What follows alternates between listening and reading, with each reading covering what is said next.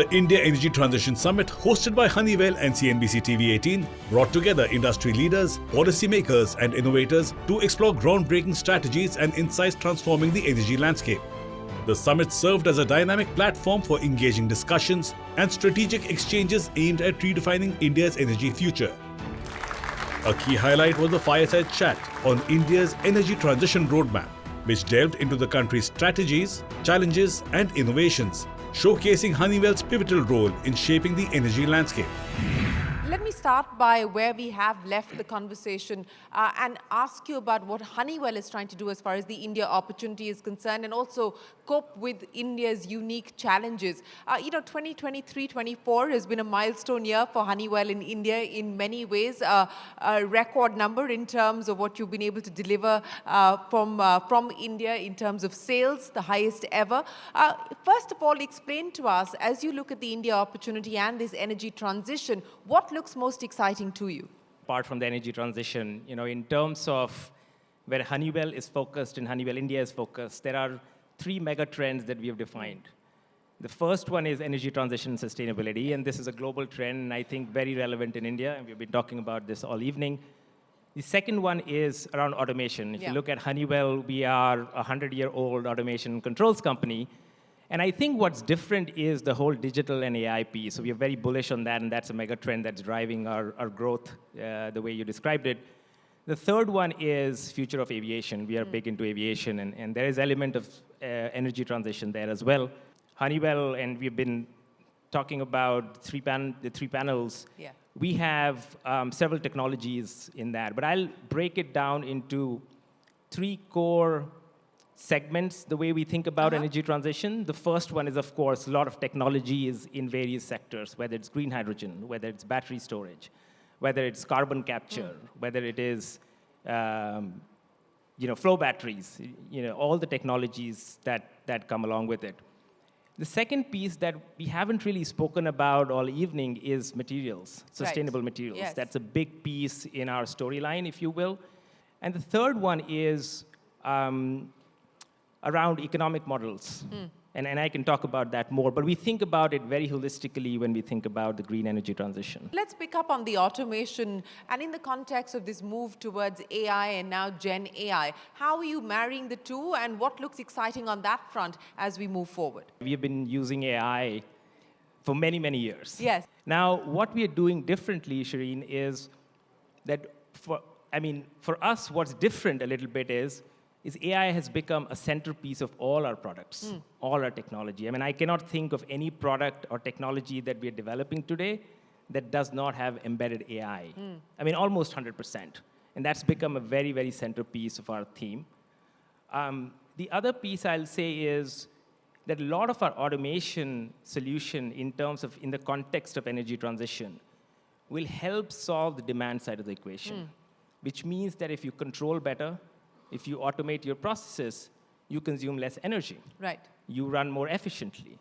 And by virtue of that, you reduce your energy consumption. And that's a big part of the equation. If you look at the energy efficiency itself, that can solve a lot of problems. Let me pick up on the other two aspects that you spoke of, infrastructure and Make in India. And the infrastructure story, especially in a post-COVID era in India, has been driven largely by the government. The expectation and the hope is now that we will start to see the private sector deliver on that as well. On the Make in India side as well, we've been stuck at that manufacturing share to GDP of about 50% for the last decade or so. And again, the expectation and the aspiration is to take it to 2020 plus. Now, how would you play both those? How do you see the opportunities opening up on both those fronts in India? Make in India is become important because of the government push today. We have a very methodical, we have 3 manufacturing plants, which we manufacture for India, and we also export, and that's what we've been doing for ages. Now we are very focused in thinking through every product line that exists that we sell in India to be Make in India. And that's a function of the volumes that we can sell in India, and that determines the economics of whether or not we bring that product or that line into India. And we carefully go through that exercise every year for every product line to figure out whether or not we would make it in India. but to also justify our cost point as we operate in the India market. That's how we think about it. We've seen the Indian aviation market emerge as a cautionary tale of what often tends to happen. So given where things are today, how do you see the Indian aviation sector opening up, and what is the kind of potential and headroom for growth that you see on the fuel side as well, given that? The reality is India became free in 1947, and we added 728 aircrafts in the time since independence. Yeah. India has 1,500 aircrafts on order as we speak. Yeah. In the next 3 years to 4 years, you will have 2,200 aircrafts, which means that we'll triple the current capacity. And we'll add 2x the capacity that we are. So, and that's all done deal. This is not theory. This is the Air India aircrafts and Indigo aircrafts yes. on order that are starting to be delivered. And from our perspective, we supply equipment to these aircrafts, so therefore, obviously, we are very bullish on the segment itself. So there's absolutely no question that this segment in this sector will do very well because of the aircraft that are on order. Let's talk about something that the government is very excited about, and we heard the minister, in fact, both ministers talk about it and highlight that as a priority for the government, and that is green hydrogen and the green hydrogen mission, which has been sort of put in place, and the execution roadmap has been laid out as well. How do you read that story? For the hydrogen, the green hydrogen space, I think, and we discussed this again in the panel, question of cost is a very important one. Yeah. And unless you hit that cost point of whatever, $2 or $4, whatever you would call it, is a very, very important hurdle to cross. And I believe that once you cross that hurdle, I think you can really build a hydrogen economy. Well, speaking of what is great for the country is not just make in India, but it's also develop an IP in India. Take us through the plans on that front as well. India is the second largest R&D center outside of US for Honeywell. So obviously India, and we made this investment 30 years ago. This is our 30th year of making that investment in R&D. So we have a lot of capability, and we're not just a back office doing what US told us to do, to be honest. We do a lot of original research out of India for the globe and for India. The other fact that I would like to share with you is that 60% of Honeywell's R&D is spent on technologies that will drive an ESG outcome. 60% of our R&D. And that's also true for what we spend in India.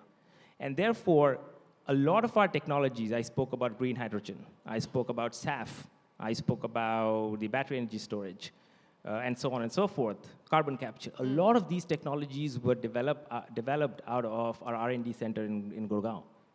And that's just, when we share this fact with a lot of people, they scratch their head, but that's the reality.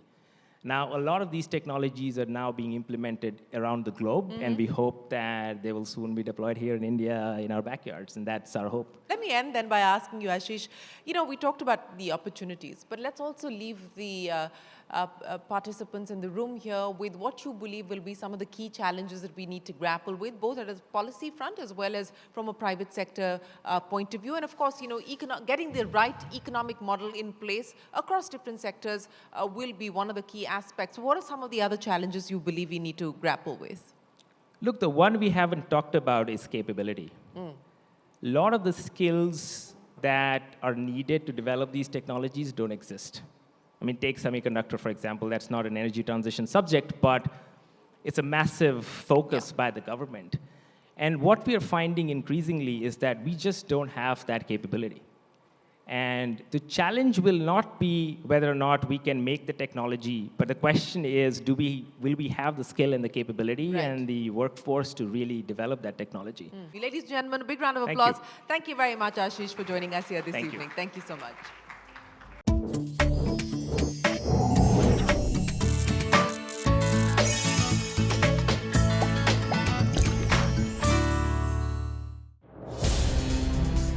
An insightful panel titled From Waste to Watts, the role of biomass in green energy transition, explored the transformative potential of biomass as a renewable energy source and its critical importance in the overall energy sector. If I can begin with a Niti Aayog perspective, because there's one policy perspective on the panel, so I'd like to open the floor with that. With the ongoing climate challenges, we've seen a little bit of reduction in yield last year, particularly in maize, in rice. So give us a sense then how the government should balance food security in a country that's as populous as India, with, of course, the goal of energy security, especially when we're looking at first-generation ethanol to be particular? One aspect definitely is the how to maintain the energy security without compromising the food security aspect. Some of the aspect like the second generation biofuels that we are aiming at, and then the advanced biofuels. Recently the PM-JIVAN has been also amended to incorporate the various other aspects as well, where the 2G particularly have been given due focus, and the scheme has been extended for another 5 years to provide some financial support to make the project viable on this ground. The other aspect has been also included here is the bolt-on and the brownfield aspect, where you can utilize the existing infrastructure to economize your place. The aspect like the food security, and recently we have seen that some of the rice has been diverted for the bioethanol production. So those would be, I think, discouraged from the government side. Even the FCI has not allowed to go further ahead on that, because we don't want to compromise the food security aspect there. Sameer, if I can come to you next. The sugar industry has aggregated availability of feedstock when it comes to compressed biogas production. So give us a sense then, what are the big challenges in mainstreaming CBG? What are the logistical challenges that you face as a sector at large, and how can policy or other interventions really help mainstream this? The sugar industry per se is in a situation wherein quick wins can be achieved. The industry per se can put up 250 plants, and that's the quantum of feedstock available with them to put it up and execute it within, let's say, a time frame of at most 3 to 4 years. Now, what is preventing this from happening? That's the question we need to address. Now, what is the challenge? The challenge is in the liquid digestate which gets produced over here. If I put up a, let's say, a 9 to 10 ton CBG plant of, let's say, 200 tons per day of press mud, it will produce about 100 kiloliters per day of the liquid digestate, which is a fermented liquid organic manure. Now, I don't have the capability of going out and sell. I'm not in that business. Maybe I can distribute it to the farmers in my command area, but for how long can I do it? Therefore, we have been pressing the government if they can have a mandate to the fertilizer company for a compulsory offtake of the fermented liquid organic manure. That will solve the problem virtually always. And that's point number one.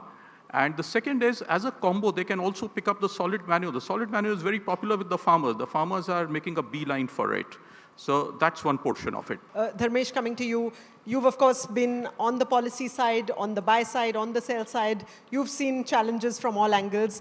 Give us a sense then of what are the biggest challenges, according to you, that are uniquely Indian in mainstreaming biofuels and clean energy in India, and what needs to be done to move the needle and move it fast? When we talk about liquid fuel, alternative liquid fuel or advanced fuel, we have multiple options. One of them is alcohol to jet, which is very much of interest for India because India is the biggest producer of sugar, or generally they compete with Brazil for being 1 or 2 in terms of sugar production. Another pathway is you use vegetable oil and fats and convert them in SAF. That technology is there with UOP. Coincidentally, I was selling that technology for 10 plus years. And there are other pathways, PTL, power to liquid, and other pathways.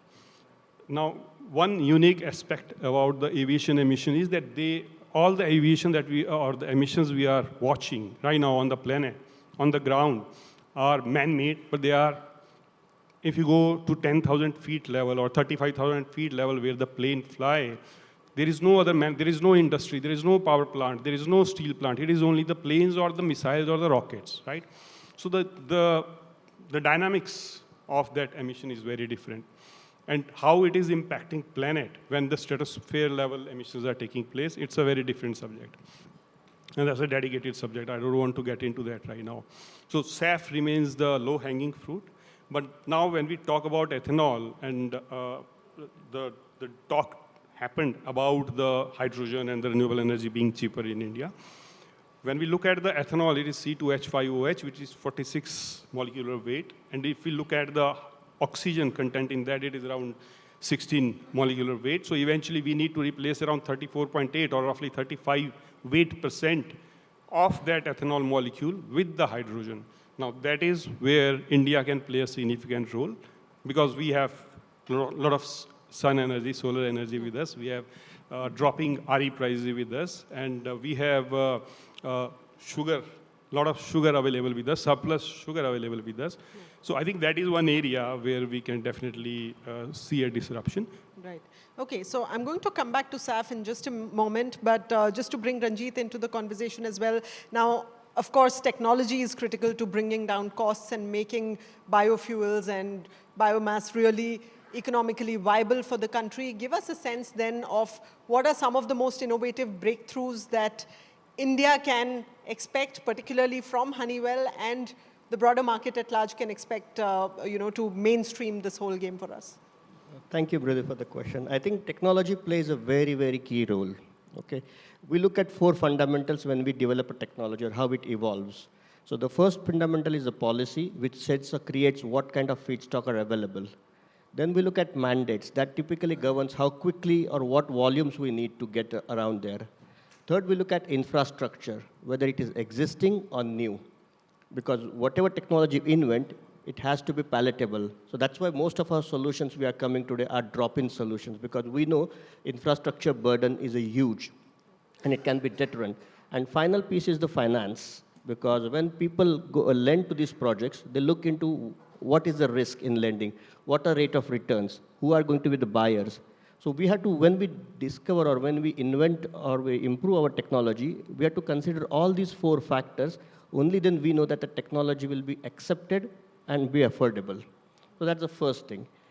When we look and take these 4 or 5 principles and we start a technology evolution, the first feed which we took actually was how can we leverage existing infrastructure. So the first technology that came in terms of biofuels were you didn't use cooking oils. Because used cooking oils, you can readily take it and you can use your existing infrastructure in refineries and quickly start co-processing. And that's how this technology or this sector evolved. Then once we started, industry had a confidence that this technology works, we can make SAF, it is certified, it works very well. Then they started building a dedicated plant. Because now the confidence in this technology was there. We launched this technology in 2013. As of today, 54 plants have already been licensed globally, which means the acceptance is very quick. But it's also a feedstock limited technology, because now you're only going after some used cooking oil, used fats, waste oil. It's a resource or it's available in limited quantities. What's next available for India? An agricultural country, biostock, correct? It comes in different shapes and form. It can be a garden waste, it can be an agriculture waste, it can be a forest waste. So there are different stocks, and there is a difference in how these stocks are being used and localized, okay? Right. So you're saying that solutions will have to be hyper-localized in different parts of India, considering we are vast and the geographical challenges. Every molecule we find has to be utilized. It cannot go waste because we don't have technology. Technology will come and make sure that molecule is utilized carefully and to its highest value. Right. Thank you, gentlemen, for sharing solutions, sharing ideas here tonight, and we hope you have a wonderful evening. Thank you. Thank you, Mridu. Thank you, everyone. The summit concluded with a vote of thanks from Ranjit Kulkarni, Vice President and General Manager of Energy and Sustainability Solutions at Honeywell India, who expressed his gratitude to all the stakeholders and participants for taking the time out and contributing to the vital conversations that took place at the summit.